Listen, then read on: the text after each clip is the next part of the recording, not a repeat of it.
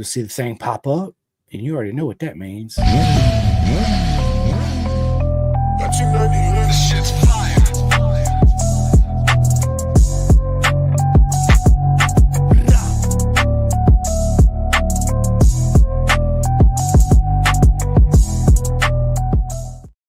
What is up, everybody? Welcome to another live Pendergast podcast on this beautiful, well, now it's a Monday evening because of the whole time change. Well, whatever, right? But welcome to another podcast.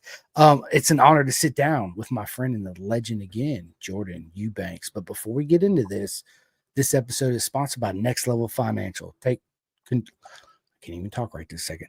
Take total control of your financial future. Get your complimentary financial analysis today by Seth Starnes. And Jordan, the last time I had you on here, I did my whole spiel about Bison. I'm a big and huge supporter of Bison and what they do. And I always tell everybody, don't buy an off-the-rack suit. Get you a custom suit. I'm obviously going to recommend Bison. There's so many out there. You're not going to go wrong with any of them. But the point is custom suit, right? So, absolutely. Dude, Jordan, tell everybody how important it is to have at least 3 undersuits. Oh, yes. I have 3 now that I think about it. But definitely 3 undersuits. If you do anything outside of just track days or club racing for sure, you're going to start going through those puppies if you spend a night over at a track and your wife or your girlfriend doesn't want to sleep next to your stinky body and you hop in the same jumpsuit from yesterday. Been there and done that. So, yeah. Yeah, we all have. We learn, right? And yeah, your girlfriend, if you happen to have one at the time, and she actually comes to the track, she's going to be like, "Nope, yep. Absolutely and then not." Starts thinking like it, your gear bag, everything, bro. And then you gotta just letting it air out don't work. You physically gotta wash the shit. Like people don't think about that neither, right? You get your gear bag and all, you gotta wash it because it gets funky, comb Medina, right? So. Absolutely. But Jordan, listen, it's an absolute honor to have you back on the podcast for the part 2. We're definitely going to do many, many more, right? And bro, listen, it's hard for me to make a heart emoji, but there it is, baby. You already know. And listen, it was an honor to actually finally meet you. Like I remember I showed up Friday and I'm walking through because I parked as soon as you come in through the gate, like I immediately made a right. Made a right there and was like in the first 2 rows. So instead of coming back out, walking down the main strip going into the pits, right? I went around the backside of the gate where all the RVs and stuff were in the back. And man, I'm walking. Yeah, dude, it is. And I'm walking Jordan and I'm looking, I'm like, man, I swear that's Jordan right there, right? And I just didn't, it just kind of dawned on me. And I was like, right next to Ryan. And you're like, oh, yeah, that's right. I'm supposed to be meeting him out here this weekend. right. And then, so it was an honor to actually finally meet you, bro. Absolutely. Same, man. Same. Your hair on fire, as always, running around, talking to all the different people that you know. So I appreciate you stopping by and checking in on me. Yeah, man. It is obviously as soon as I see my friends, dude, I make a beeline straight to get a hug. What's up, man? How you been, bro? Like, yeah, let's go. You got it this weekend. Let's get that W, right? Come on, man. You can do it, Yeah. So yeah, it's always so, last time I had you on, me and you talked. Yeah, you're right. I was looking on my phone. It was before March, right before so Daytona. So I want to get into the whole 2024 season and 2025, and so let's get into it, Jordan. 24. Tell me about the 24 season in your eye. Super Hooligans. I think it's an amazing class, right? It's one of my favorite class because it's so unorthodox to anything we've had in MotoAmerica /AMA/DMG before, right? Yeah, absolutely. So 2024 was an absolute blast. So before this season, I had done 3 total rounds with MotoAmerica, 2 in Super Hooligan, and then 1 in Super Sport at Coda. So just kind of got my feet wet, didn't do a whole season or anything. It was my first time running with the big boys and girls. And learned a lot and decided I want to do Super Hooligan because that class was fun. Those people were cool. And, I just want to go, buy whatever platform I think will be competitive enough for me and go out and send it for a full season. So that's what I did. Bought the Duke, the old 890, and signed up for a season entry and did all 5 rounds because it worked together with my schedule, because I was moving from the West Coast to the East Coast in the middle of the season perfectly. So I was able to do all 5 rounds with Super Hooligan. But the season overall was great for me. My personal highlight was just the fact that I was able to somehow sew up 10th place in the championship overall with, I think it was 45, 50 people in total entered the class over the course of all 5 races. So that was huge for me. Obviously, you have to make every round, which not everybody's able to. So I was fortunate enough to make every round and get points on the board almost every time I went out. But yeah, the season kicked off at Daytona, which was an absolutely wild race. One, being at Daytona for the first time and not doing the banking. And I was just like, Ryan, good old Ryan was just, his sounded sage advice of his vast experience was, dog, just go out there for first lap, 6th gear, and absolutely smack it. That's what I did. So it was wild. Got a crick in my neck the first time, but the banking is super fun. But just the depth of the field for the Hooligan class for 24, Vice 23 was remarkable, especially at Daytona, because they had a lot of wild cards there that came in. So they had, Nicolo Canepa from the Yart team come in and hop on an MT-09, which was wild. They had, who else? They had, Dominic Doyle was coming into the class for the first time on his MT-09. They had, didn't they have Richard Cooper, BSB? Didn't he race in the Super Hooligans too? I know he was there. I can't remember because he raced in several classes. It doesn't ring a bell. I don't think he did. He might have done the 200 itself. I'm not sure. He did. Yeah,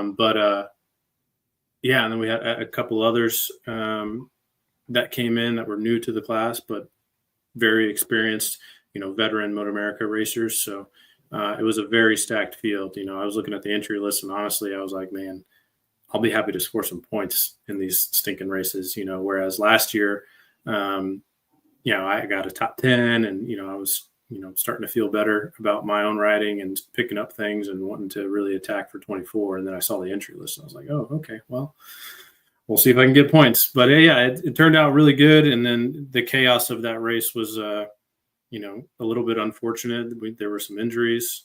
I saw my good friend Andy DeBrino go down real hard, right in front of me, and coming around the track and seeing your buddy laying on the track is no fun. But part of the gig. Saw him in the hospital before I left. Everything, relatively anyway, was good. So, and obviously he came back later in the season with us, which was awesome. But yeah, I left Daytona with I think an 8th and a 12th. So got some good points on the board straight away, and then had our big break waiting for the Ridge to show up summertime. Right. I love it. So I just want to real quick on Daytona before we move forward. It's absolutely an iconic track, right? The baking, they talk about it actually more than the corkscrew at Laguna Seca, right? You hear that. It's because it is the premier race in the world here in America. First time out.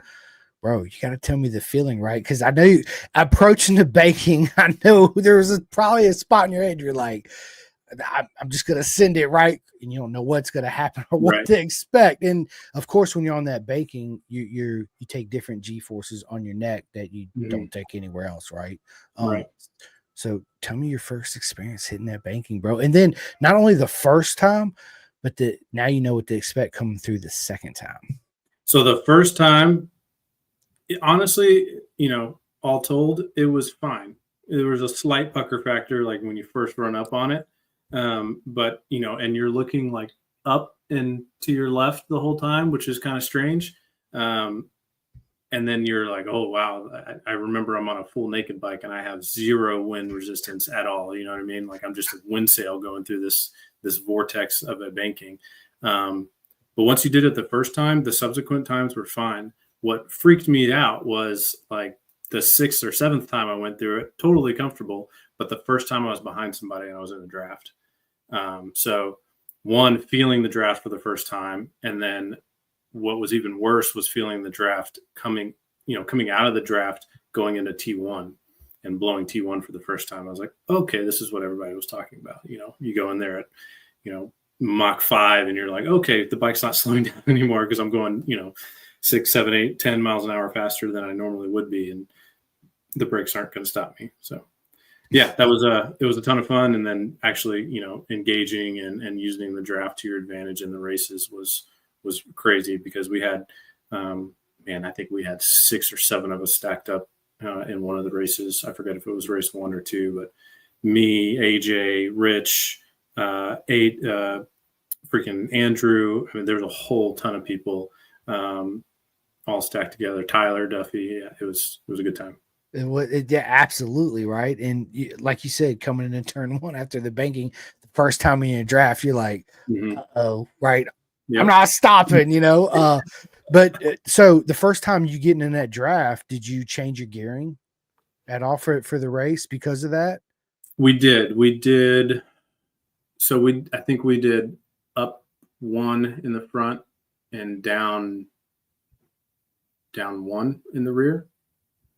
And then I ended up doing down 2 in the rear ultimately for the race, just to try and eke out that little bit more top speed. Because I felt plenty fast enough in the midfield. There's really only 1 or 2 corners that you really want like a heavy punch out of the corner. So I felt like I'd sacrifice that a little bit to get a little bit more top speed on the banking, which also turned to, we figured out the EDR guys figured out unplugging the ABS module does not restrict the top speed limiter of 155 miles an hour. So I was hitting 155 and then the bike was cutting out. So if you take that off or you remove a wheel speed sensor, kind of unlocks the higher top speed on your bike, which was pretty cool. Yeah, that's pretty cool, right? Yeah. So how much more top speed did you actually gain by doing that? Not much. I think I did 158 or so. So like something 3 miles an hour, yeah, something like that. But out of a twin bike is just ridiculous. So it speaks to the the prowess and the craziness that is Daytona. I grew up in a lot of my childhood because my dad was a fighter pilot in the Navy. We talked about this. Was in Orange Park South, Jacksonville, Florida, right? So I remember going to Daytona, right? But I never been to the 200 because my dad always wanted to take me, and my mom, she's like, I ain't taking you to the 200. Like, absolutely not. You know what I'm saying? So my dad ended up being gone, as you know, a military that you are. Again, it's an absolute honor. Thank you for your service. Was always gone 8-9 months out of the year, right? And it was when Daytona come around, it just wasn't going to happen. So it's a track that I've been to, but I've never been to during a actual Daytona 200 race. But next year, that's going to change. I'm going to be there, and I can't wait. Yeah, absolutely. I can't wait. Wait. Go ahead. Sorry. So for the rest of the season, the Ridge, we had that long lull, which stinks because you have this big high on Daytona, and then you're like, all right, when's the next one? You're like 3 months away. Yeah, you're like, what? So I graduated school in the middle of that, and then congratulations. Appreciate it. Yeah, I got a couple piece of paper for a couple master's degrees. Called it a day, and then went to the Ridge, which was wild in and of itself. It was my career best finish, and it was also my first time racing in the rain on rain tires. Which, man, I had no idea what I was doing. I talked to a couple of people. Shout out to Mark. He told me, why am I forgetting his last name? Oh my gosh, Mark Price. He's turning wrenches for Jeff and the gray area guys, KTM, and he's like, dude, you know how to ride rain tires. It's really freaky, but you just lean the bike over, it'll hold. Like, just ride like you normally do, smooth inputs, a little less throttle, a little less brake. Do not brake. Leaned over, and just ride your bike. I was like, all right. No trail braking, right? And dude, you're so used to trail braking. Like when I get in the rain, I remember the first time I was like, this is not going to end well. Like, this is not going to end well, right? But then you go out and you realize, like, these tires got so much grip, it's retarded. But you got to change your ride style. You got to change this too. So I wish we had a little bit more time, but they did give us some familiarization. But 5 minutes on rain tires for the first time in the rain. Like, it didn't do a ton, but it got me at least comfortable enough to obviously send it in the race. We had a red flag because AJ careened his bike into the wall, which was tough to see. And they really should have let him restart that race. But yeah, the highlight was, granted, I'm never in any normal scenario going to do this again, but catching up to and passing Stefano for 7th place in the rain, which I know he was just that Energica bike had to be an absolute nightmare in the rain, being a full electric, all torque all the time. Like, I'm sure he was struggling, but it was cool just to be riding around with that dude, in a racing scenario, and him not blowing past me, which is normal. So, 7th place was pretty awesome. And then we had a dry race for race 2. Had a decent showing, I think 12th, maybe something like that. And then right after that was Laguna. In the middle of that was packing my entire house. But yeah, I remember. No, yeah, did Laguna, and that was, oh my gosh, I think 12th or 13th, maybe 14th, I don't forget. And race 1, and then race 2, I was really starting to feel good, put the hammer down, and my stock clutches just went bye-bye, which was stupid on me, like thinking that stock clutches were going to hold for that many rounds. Right. But, so I had a mechanical, finished the race, but, dropped lap time significantly. I fell back to like 20-something maybe. But yeah, learned from that, didn't score any points, went on to move across the country, and then went on to Mid-Ohio, which was the first time being there. Super, super fun track. Saw my boy Chris, of course. But yeah, we had a lot of rain delays, a lot of weather delays, made for a really long weekend, but we made the most of it. And I had some pretty good showings. I think I got 12th both races, but each race was a little bit different. Battling with Cole and AJ, each race was a ton of fun. And then for the the final round at COTA, my home race, because my family's all down in Texas in the Austin area, so always a hoot. Got an Airbnb, got the suite because it's hot as all get out up there. Yes, it is. Come in, so knew what I had to do to secure a 10th. I basically had to be on Peasley's butt, and like not let him finish too far ahead of me or in front of him, right? Ideally, but no, he had a little bit too much for me that weekend, and I think I finished behind the beach race. But it was a really good race. Had a really good tussle with Tyler Duffy in the second race after he came back from his injury at the Ridge, which was nice to see him back on the bike. But yeah, finished the season out, and it was a really good, eventful 2024 season. Oh, and my boss called me from work, and I picked up Major, the next rank in the Marine Corps. One sec, got my boy. What's up, bub? Bro, congratulations, dude. Okay, well, you can finish watching the show, okay? Mommy will be home soon. I love it, dude. Never close the door. I'll get it. That's fine. Yeah, right, dude. Listen, my son's everybody knows my son busts up in here 9 times out of 10. Like, check this out. Yeah, so Yeah. I love it, man. That's one thing I love about doing these podcasts live too. Like, we're real human beings, right? It's in our family show up and they pop open the door. It's like, yeah, come on in and say hi. My mom's all the time. She'll stop by and I'll be in the middle of the podcast. She's like, well, I didn't want to come in and bother you. I was like, Mom, anytime you come in and I'm sitting in here, open the freaking door and come in, right? I'm sure there's a lot of people that would love to see who you are in real life. But yeah, so I obviously watched the whole season, right? And I think you did a proper mega job. I'm so proud of what you did and what you achieved. And again, people don't realize they show up to the races, they're fans, blah blah blah blah, all this, right? But they don't realize how much work goes in behind all that just to make it to every event, the sponsorships, dude, the whole 9 deal, right? And then have a family moving across the United States, all in between, all that. It's absolutely amazing what you did. And tell everybody you moved from Texas, and where are you now? Moved from Cali. I was in Monterey. That's right. School, and then now I'm in Virginia, in Quantico, my next duty station. Yeah. Yes. And you're. Yeah. I wonder how far is Quantico from Roanoke? I looked it up one time, but I can't remember. Yeah, I think I looked like it up the time we were 4 hours. Maybe, but anyway, you know what? I'm gonna plan a trip. Me and you gonna plan. Well, I'll drive out there. We'll freaking spend the day together, hang out, go eat lunch, dinner, blah blah blah. Have a good time, man, for sure. Yeah, that would be awesome. We'll do it. 100%. We will. We got so Trevor Watson has a question for you about when we were talking about the ABS and all that, right? In the top speed. He said that couldn't be flashed out with the ECU. So you're gonna catch me beyond my depth, Trevor. I think so. My ECU is flashed, and there's a Power Commander on top of that too, because they had the Power Commander 5 or 6 piggyback to the ECU, and then later on they unlocked the ECU itself and had some more parameters that they could play around with. But I think there is a governor below 155 that they flashed out, right, like he's saying. But there is another detected by the speed sensor that at 155 the bike will start to cut. Yeah.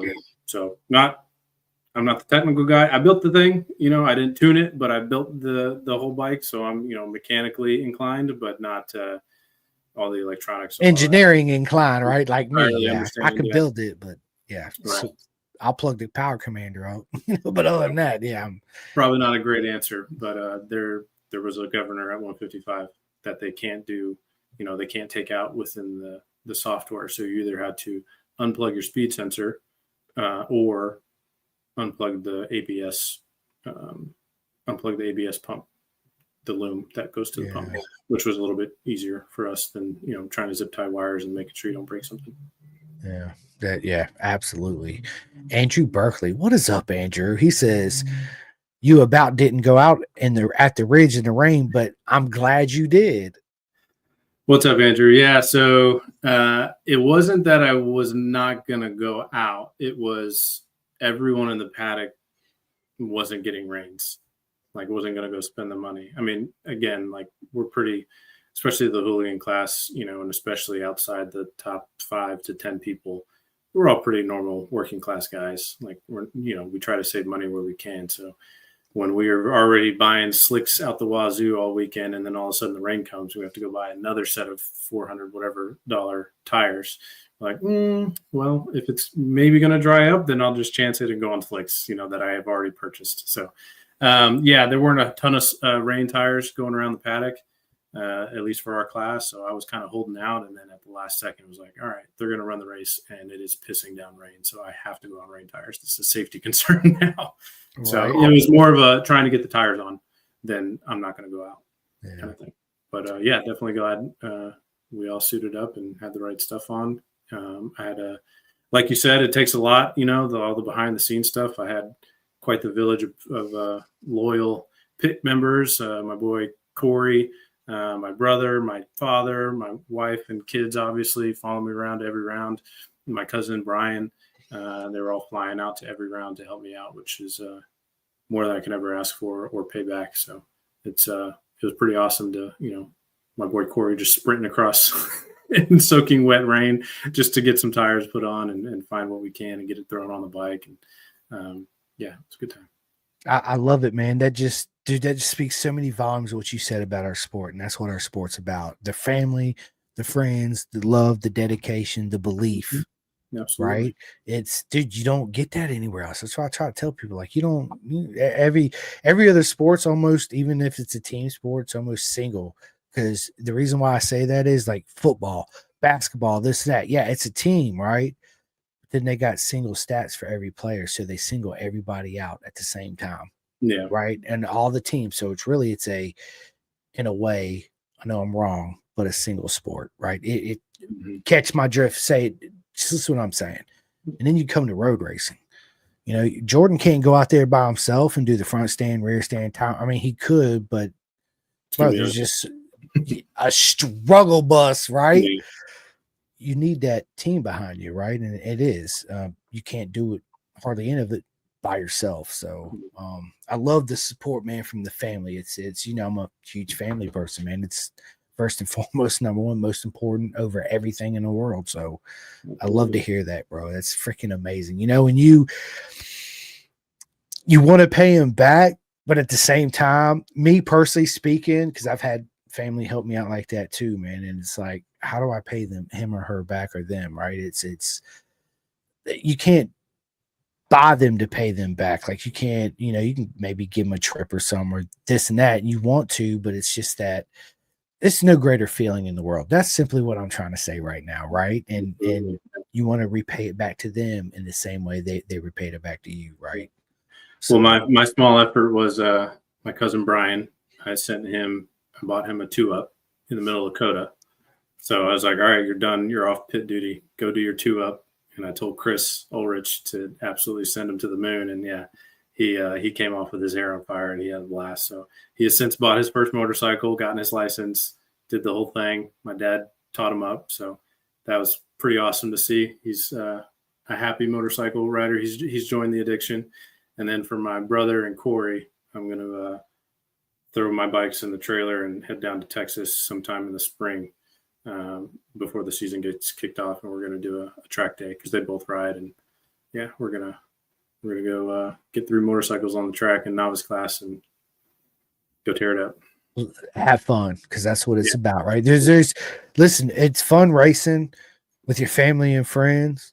It's more fun doing track days with your family and friends than it is racing, because all that pressure is like it's out the window. Nobody, it's like I can go out on the track 5 minutes from now, even though everybody's going out now. It's not a big deal, right? Yeah. I just did NC Bike, which was the first track I'd ever been to. Now that I'm back on the East Coast, but NC Bike up in Garysburg, North Carolina, I did a track day just a few weeks ago with the whole RTR crew, Ryan and everybody, and yeah, it was an eye opener. I was like, oh, this is what it feels like to just come to a track day and just chill and go ride when I want, ride whatever bike I want, and just not be worried about who's around the track, when we're going out, when's the pit lane open, and what my lap times are. Like, who cares? You just go out there and ride your bike and put a smile on your face. Right. I mean, it's I love track days. They're so much fun. Yeah. Andrew actually has another comment for you. He says, we got real close at Laguna. I think I dropped the same comment in his podcast with me the other day. Yeah, you did. We just had a very minor racing incident collision. I went after him. I think I stuffed him in the corkscrew. I was going to say Stoner Rossi corkscrew incident. No, not that extreme, unfortunately. But no, it was a good race, and we had a good time. It's so much fun when the competitive edge. Jordan's an absolute Spartan. Leonidas out there on the track, right? But when you come in, you take off your helmets, everybody's your friend. Yeah. Again, that's what's so special about our paddock too. Above a lot of other things for sure. Yeah. James actually dropped what is up, James? How you doing, bro? He says, we've been trying to work on the governor situation, but KTM isn't willing to unlock the ECU. Hey, James. Yeah. Well, I don't know which one you have, but if it's the 890 and probably the others as well, 790, all the other ones, EDR unlocked mine. So just tell them what you want. Whether or not that's, comes with a disclaimer of track use, race use only or not, I'm not sure if you're trying to ride it on the street, but mine has been fully unlocked. I love it. And James, check to make sure if you do have a factory warranty on your bike, that'll probably absolutely void it. So yeah, I'm sure you probably don't. But yeah, dude, RTR, right? Ryan Snooks and the whole gang, they're freaking amazing. Super Hooligan. It's again, Jordan, it's one of my favorite classes. It's so unorthodox, so cool, right? It's like you guys have your own little circus within the circus. You know what I mean? It's absolutely amazing, man. James says this is Andrew's bike I'm referring to. Oh, okay. Well, that makes sense. Duh.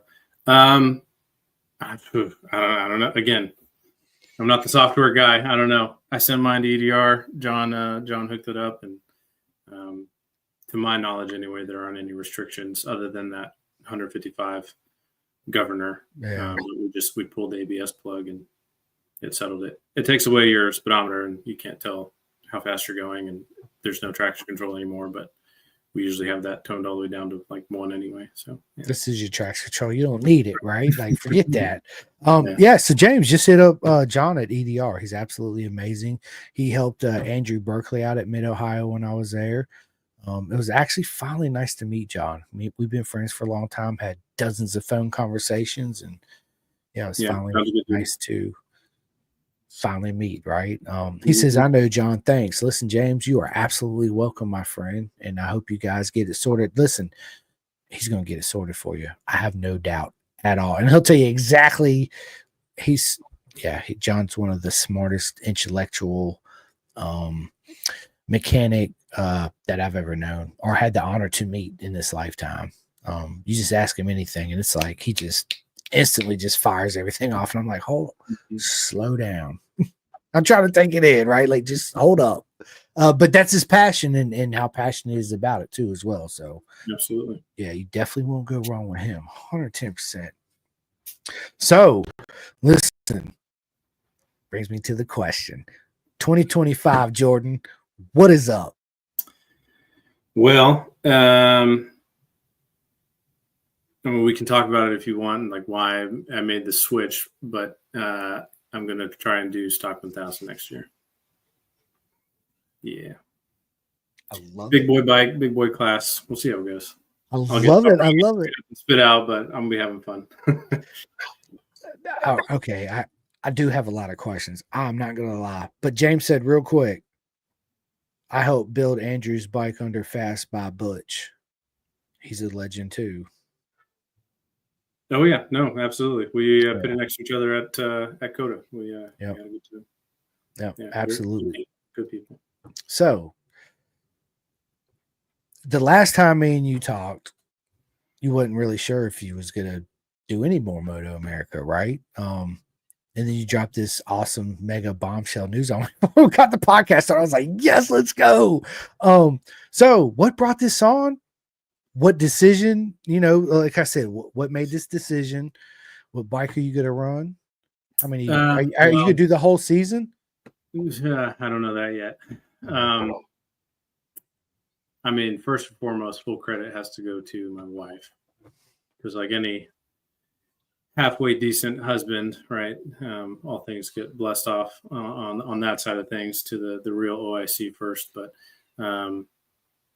if she says yes, then I'm going to do it. So yeah, I had full intentions of scaling back and, stepping down to club racing, probably keeping the Duke and, mixing it up with some 600s or whatever. But that all went out the window once, we just got started talking about the next season and what we could do and what I would even want to do.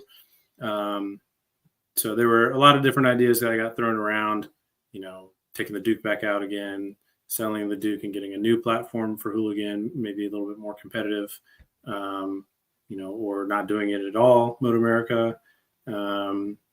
And then, of course, Ryan dropped the idea because we were over at their house actually recently for dinner. And my wife, of all people, asked Ryan, like, what do you think he should do? Blah, blah, blah, blah. And of course, Ryan's like, sell everything, race the R1 that's sitting in your garage in stock 1000. Yep. And Darcy was like, oh, that's a great idea. I was like, what? Who are you? So she said yes. And that is, she should not have done that, because then my mind got to spinning. I started running numbers. The bike was for sale like a day and a half later. So I love it. She let me get my dream bike, which is my 2023 R1 that's sitting in the shop. I got it a couple of years ago. Never planned to do anything with it. It still scares the daylights out of me, so I never wanted to race it. It's fully street, legal and got plates and everything, but she's about to get stripped down and get some race fairings thrown on her. But the Duke's for sale, and decided to step away from the hooligan class and try something a little bit different. Financially speaking, it makes a lot more sense, sell one bike and use the other bike I already have versus sell the Duke and try and buy something better and likely more expensive for the hooligan class next year, and kind of do the whole process over again. Yeah. And so is Ryan RTR going to help you build the bike? Oh, for sure. Yeah. I probably could, but I'd probably dork it up, but haven't done suspension. So he definitely does all the suspension work, and he's a K-Tech dealer now. So he'll handle all that stuff, and motor's easy because it's stock 1000. Yeah. So you don't touch the motor really. And, I'll probably do most everything else. And I've already done a couple things to it, just, as a street bike, but. I love it. Speaking of K-Tech, if you're not riding on K-Tech, I don't know what you guys are doing, right? I got friends that work at K-Tech. Butch, big shout out to Birch. Why'd I say Butch? I just murdered your name. I'm sorry. Kendall and Dakari, and man, I forget the other guy's name. I'm sorry. I've talked to him many times. I'm so bad with names, Jordan. I feel like every time I meet somebody, I need to immediately put their a picture of them and their name and everything in my phone so I remember. I'm probably messing it up too. I don't want to say it's Paul for some reason. I don't think that's right though. No, I don't think it is, but he's absolutely amazing. Huge fan of everybody at K-Tech. They're super amazing human beings, man. Kendall's a really good dude. Yes, he is. Run into him every round throughout the season, and unfortunately, I mean, as much as I would have loved to, I didn't decide to spend the money on it. But I ran the stock WP suspension on the KTM all year, which I made it work, But yeah, we're moving to K-Tech on the R1. Trying to do it right. Yeah. That's right. And so, what's your design plans on the R1? You just gonna have any basic stuff? Represent the design for the livery. Yeah. So it was supposed to be a surprise, Chris, but that's fine. Sorry, I didn't know.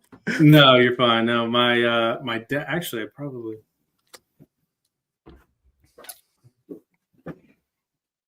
Here, as I talk through it, I'll try and find this photo. So my father, who's been, most of this motorcycle racing stuff couldn't have happened without him, but he, back in the day, he used to road race as well. He actually raced, I think, all of the Hayden brothers coming up. That's how old he is. But he had an R1 back in the day, and he bought it in '98, the first year they came out, which was pretty sick. That thing was an animal. Oh, yeah. Very raw. But yes. I remember growing up as a kid, that was all I looked at in the garage every day and just, Did he have the blue one or the red and white one? He had the classic red and white one that they did a livery for the World Endurance Championship. They did a throwback livery to it. So I'm going to try and copy that essentially, and kind of a nod to him. So I'll have the red and white and the old school, YZF on the front type of thing. So I'll see what I can do paintwork wise, and then probably hit up Chris from Drippin' Wet to get some graphics going. And you got to do the old school graphics, the old school YZF back in '98. Oh, yeah, absolutely.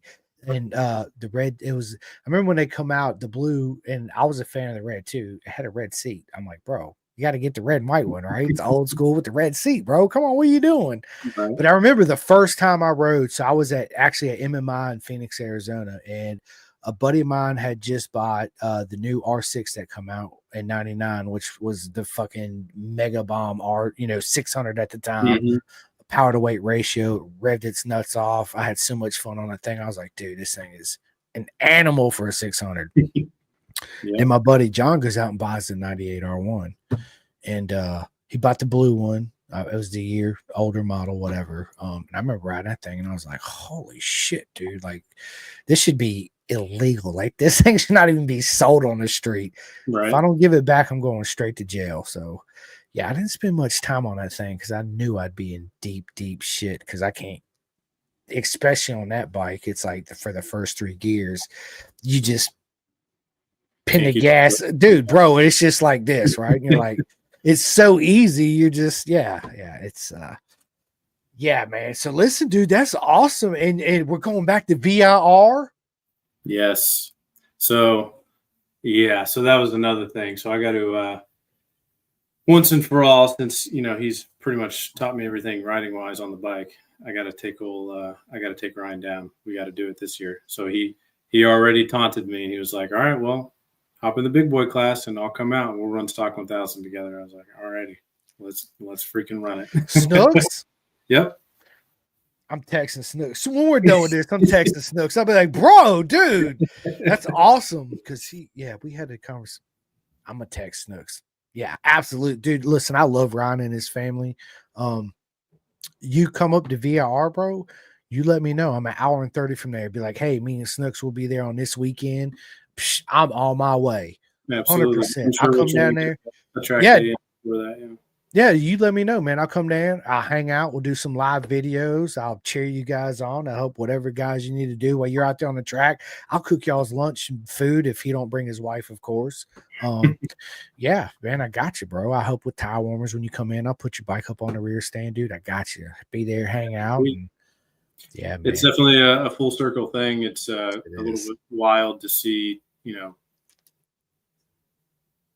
kind of like how I've progressed and where I just decided to go, I guess. But I was a very amateur, barely club racer because he got me into all this nonsense. And then I think 4 years ago now, 3 years ago, he ran a stock 1000 on his Cowie at VIR, and I drove up because I lived in Jacksonville, North Carolina at the time. But I drove up to help him pit, change tires, take care of the bike and all that, and cheering him on and seeing him, rip it up in stock 1000. And I actually rode that bike back from Parc Ferme after, inspection back to the pit, just putting around in first gear, and it scared the crap out of me. I was like, how does he do this? And here I am just going to hop into it myself. I'm like, oh, I must be outside of my mind, but it's going to be good.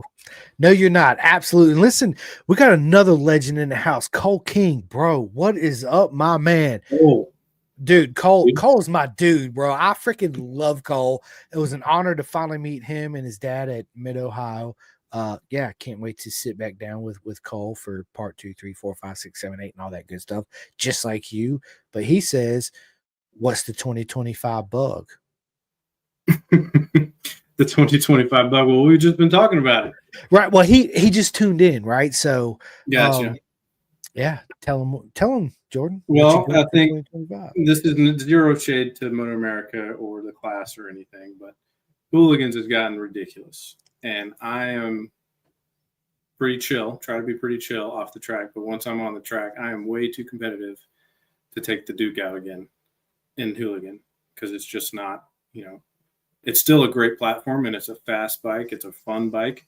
But with the amount of experienced riders they're bringing in the class and the crazy builds and different bikes they have, they unlocked the Triumph coming in for 2025. They've got, the newer MT-09 SP. They may let in the V2 Street Fighter. I don't know. They haven't released that information to my knowledge anyway. So there's just a lot of movement going on, and it's getting a little crazy. And I don't want to. I told myself if I do Hooligan again, I'm not doing it on the 890. Right? We were just too hampered on top speed. Right? We're in the 140s, 150s, and there's guys cruising at 160. And it's like, I don't care how good you are, you can't make up that time. So, decided to stray away from it. I had an R1 sitting in the garage, so I'm going to run stock 1000 next year and strip that thing down and suit it up and hopefully not crash it because I might cry, but it's my baby.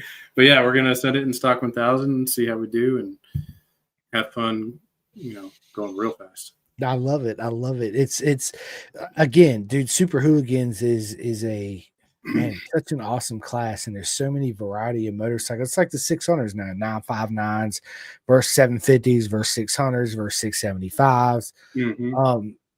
The Hooligans is more. It's harder of a class I feel, to control, just because there's so many variables of motorcycles that they let in, right? And like you said, they don't know if the Ducati V4 they're going to let in, which DeMario absolutely did. Dude, he amazing job at Coda on that bike first time out. He's a legend, right? And then you got, bro, dude, just crazy. And then we got Chris Fillmore on the new KTM 990. Let him race at Mid Ohio, and there was a lot of complaints going around. I was like, look, they're letting them test the bike, and I think it's awesome because they want to expand the class, right? I think it's absolutely freaking amazing.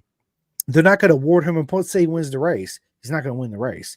Whoever's in second is going to win the race, right? It's a tricky situation, and I see where different views and opinions are coming from, right? Sure. They're trying to help the class grow, which is an amazing thing, which means there's money being poured into it. Right. So that's and that's the kicker, right? For, again, the guys like us, kind of below that cusp of, kind of premier support, which nothing against those racers. Like, they earn the spots that they have and the support they get. But, they have the rider mod that we don't. But for us to compensate for that, or to get to where we think our potential is, we need we need more motor, we need more bike. And for me, the simple fact of the 890 being replaced by the 990, whether it's the base or the new R that's, now out, it wasn't fiscally responsible or feasible to go out and shell out for a completely new platform, take a hit on the 890. I feel like I just built in my garage, to go out and build another new bike, for it to potentially be, not necessarily ready for the season after that. No, so, you're right. Yeah, it's kind of some, if you can, great, go for it. But for me, I'm not okay with, I know I won't be okay with, I can say it that I would be, here in this setting, but once I'm on track, I'm not okay, going around on a decently competitive bike, shooting around in 15th to 20th place, like I probably would be next year if I took the 890 back out. So even though it's a great bike and it's still, decently competitive, it's, it will hold you back a little bit if you're trying to break into that top 15, top 10, where I think I should be anyway. Oh, for sure. Yeah. And dude, again, I love Super Hooligan. It's one of my favorite classes. I feel like they need longer sessions. They need more time. It's like you guys show up and there's you guys get no time for practice, no time for qualifying. You straight go out to race. It's like, hold up, right? I get it if the advantage is the full factories, the Harleys and the Indians, right? They got the professional teams, they got the money to do all these track days, yada, yada, yada, right? It's a disadvantage for you and my buddy Cole and AJ. I mean, I can go on and on and on, right? It is the shortest limited track time in MotoAmerica, period. And to me, it's like they got a lot going on. I get it. They want to help grow the sport. It's absolutely amazing. But I feel like even now the Superbike class is not the main event anymore. And this is why I say that. And my buddy argued with me till he's blue in the face. And finally, I just shut up. I was like, dude, I went to MotoGP like I do every year, Austin, Texas. What was the only class alongside MotoGP in Austin, Texas this year?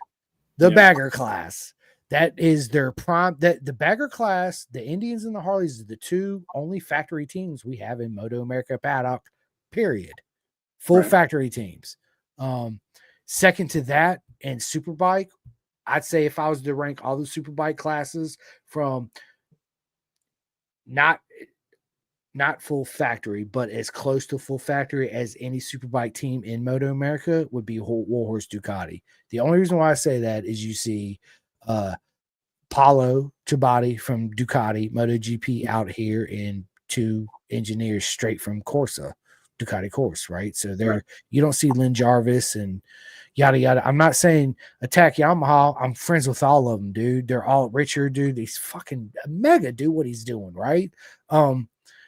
They get some help, but it's not a full factory effort like the Chiefs and the Indians have. I mean, the Chiefs and the Indians, not football, Harleys and the Chiefs, right? In MotoAmerica.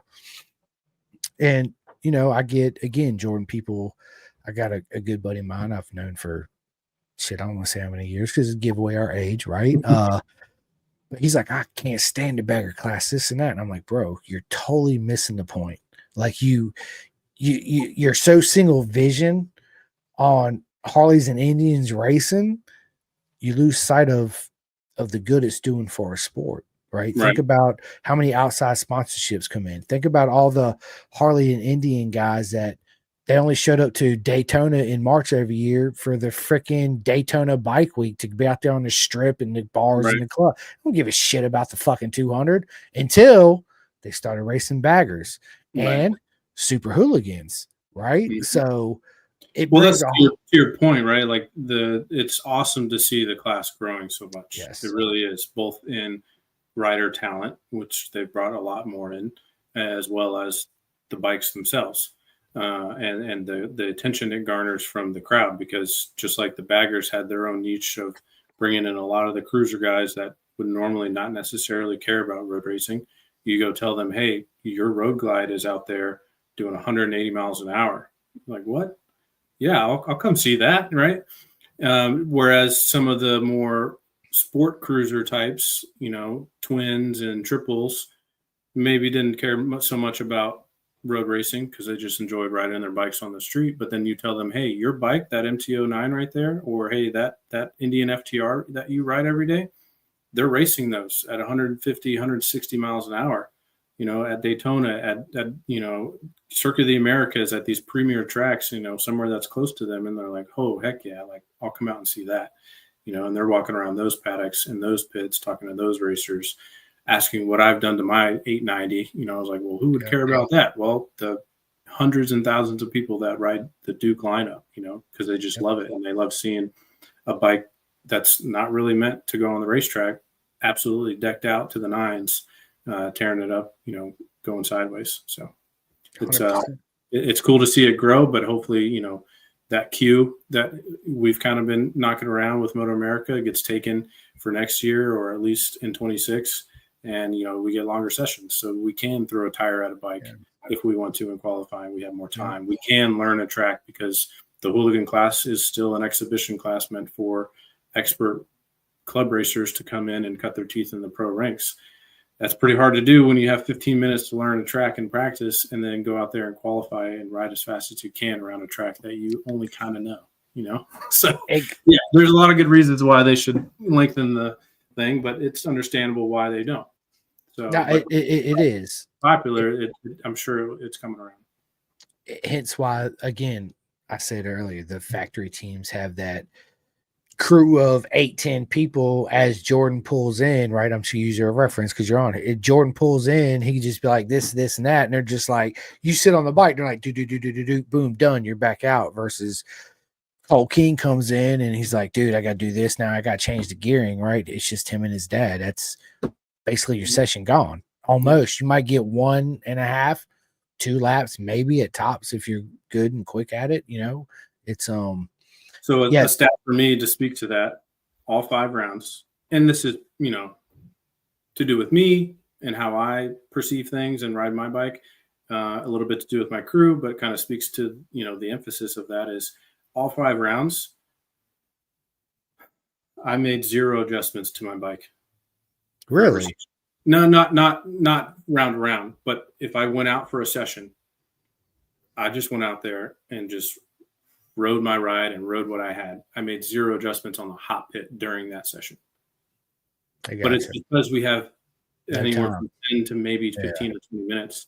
And it's just like, I'm just going to get the laps in, get the seat time, and try and get my time down as much as I can. If I have clickers I want to adjust, if I have gearing I want to adjust, if there's something not adjusted correctly on the bike, or I want to lower my handlebars or put the gear shifter to a different cog, I'm going to do that after the session because there's no time to pull in and get it done. You know what I mean?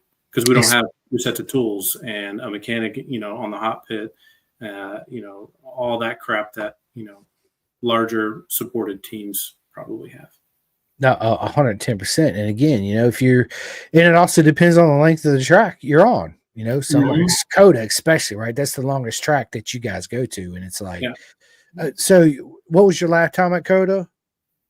2:22, bro. So 2.5. Let's just keep it simple. 2.5 minutes, right? Yeah. And you get 15 minutes. So you guys do the math at home, right?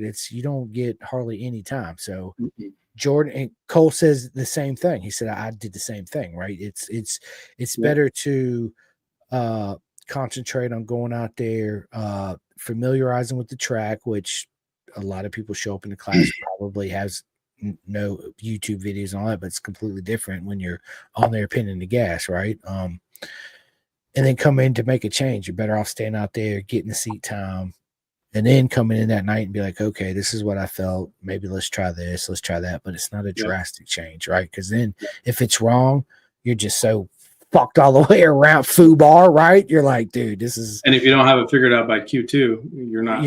I wasn't going to make any changes before the race. It's like I'm not going to ride something I didn't practice on. So. Cole says running the Hope and Pray program. Facts, brother, man. He also says under the sign up options where you can click your bike, does it say Street Fighter V2?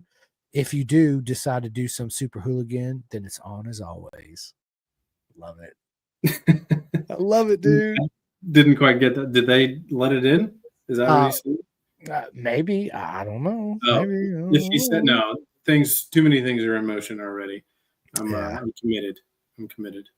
Hey, if you want to buy me a V2 Cole, deliver it to my house here in Virginia, that'd be great, and I'll come race with you. Right. Man, that's awesome. Listen, Jordan, we're 55 minutes into this exactly. Dude, this has been absolutely amazing. Listen, everybody stay tuned because I'm going to be following Jordan through the whole 2025 season. And there's 6 races in Superstock this year. 5. 5, yeah. That's another thing that, like, I see. My whole thing with like Superbike and Superstock, I feel like the 600 class is going to be the new Superbike class. And the only reason why I say that in the future is that you can't really go out and buy these 1000s anymore, right? There's very few companies that actually sell 1000s to the public right now for street bikes. A lot of them are just track oriented only, and I see it just getting. And listen, this is why I say that. And a buddy of mine looked at me like I was absolutely fucking out of my mind when I told him this. I was like, bro, really listen to what I'm getting ready to say. Every racetrack that every Superbike goes to, whether it's ASBK, BSB, MotoAmerica, whatever it is, they're dumbing down the torque and dumbing down the power to make the bike go faster. Right. So do we really need 240 horsepower with all these electronics on it? Why can't we go back to 170, 180 horsepower with minimum electronics on it, right? And then get the most out of the motorcycle, right? And then if you want to play with faster laps and faster speeds, then Dunlop, Pirelli, whoever it is, makes the tires better. Or if they want to slow them down, make them shittier. That's the cheapest option to do, right? Less grip out of the tires.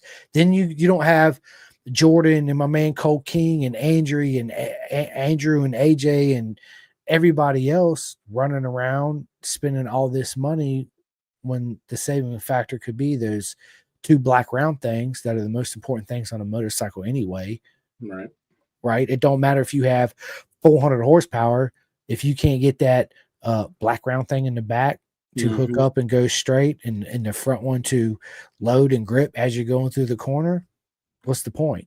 I mean, what's the point? I mean, seriously, right? So it's just I feel like we're getting to a level now, even like MotoGP, dude, they're like close to 300 horsepower, bro. Like, really? Do we really need 300 horsepower? Now they're outgrowing a lot of these racetracks they're on right now, right? And they're trying, especially with the arrows, loading up the front. Now it's less.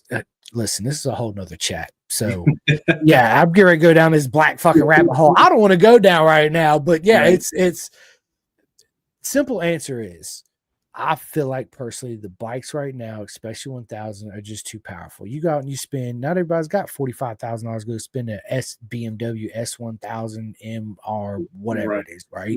Because everybody's got to have the biggest, baddest thing in the world, right? Again, less horsepower, less electronics, right? And then our racetracks won't be as unsafe as they are now. We still need the road racing world fun with the barriers and all that. All I'm saying is the 1000s have outgrown our racetracks years ago. Hence all these electronics. And if you really know your sport, they dumb down again the horsepower and the torque on and the 1000s. It's also the primary reason they don't run them at Daytona anymore, because it would just be they don't ridiculous. Exactly why they don't. But so, to peel back something you said before your rant you went on. Sorry, Jordan. No, you're fine. That's another key point of why I chose to do the Stock 1000.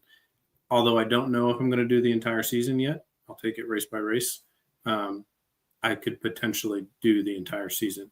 With Hooligan, I would only be doing 3 out of the 5 rounds because I'm a active duty Marine. I can't take off to the West Coast twice within a month to do Laguna and the Ridge, unfortunately. As fun as those tracks are. So I'm not traveling the country twice. Whereas with Stock 1000, we have VIR, Road America, Mid-Ohio, COTA, and Road Atlanta.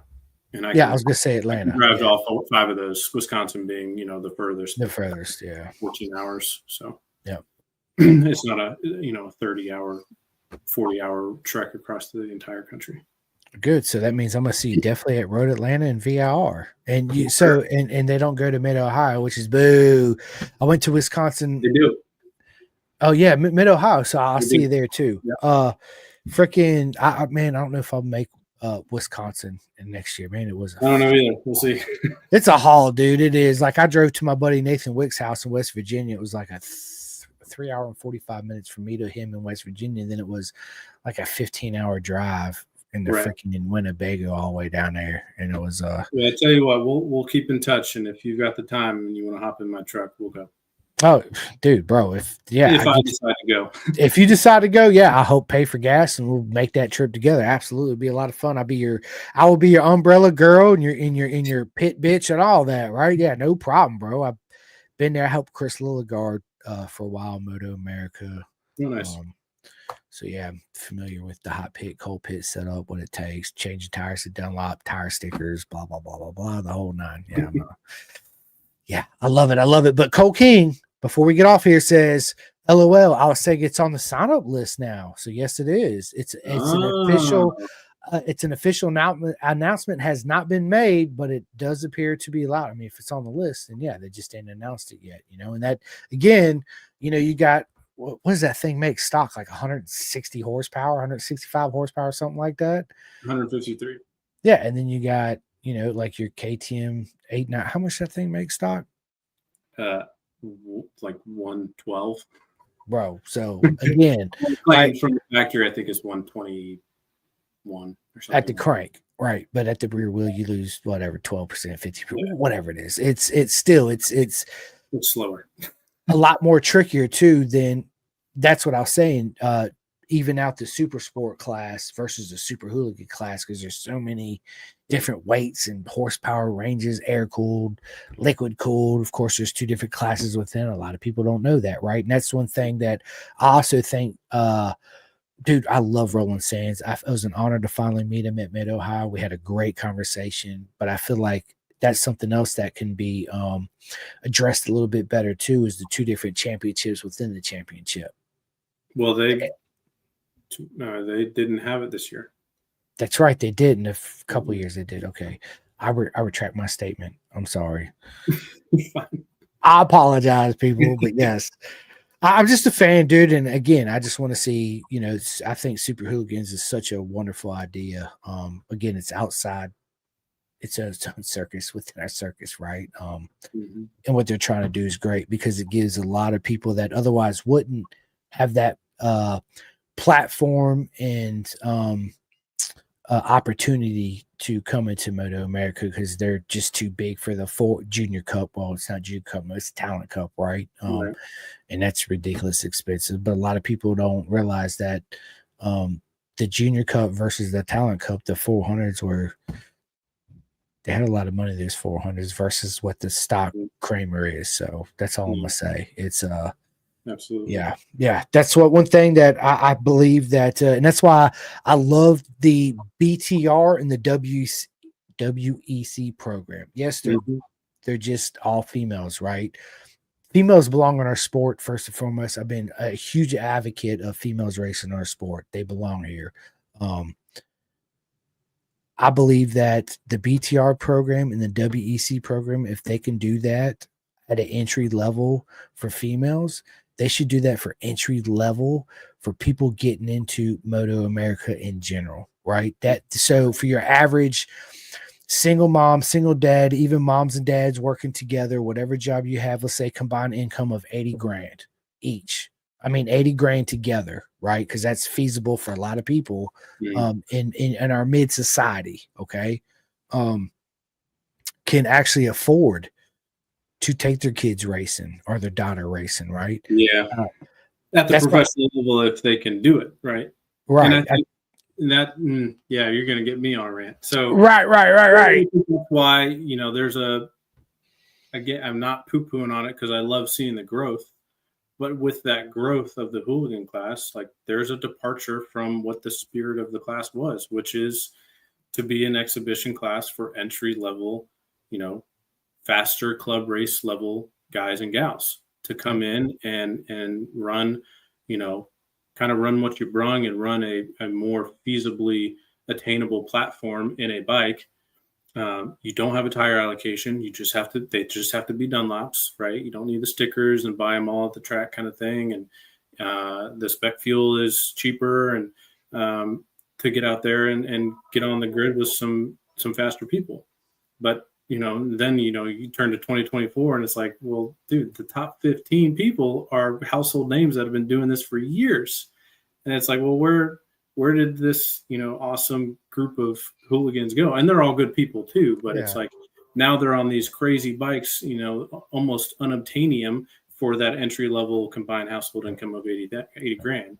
And you have guys like me that like cut their teeth in it and did pretty well. And I still want to step away from it because it's gotten ridiculous.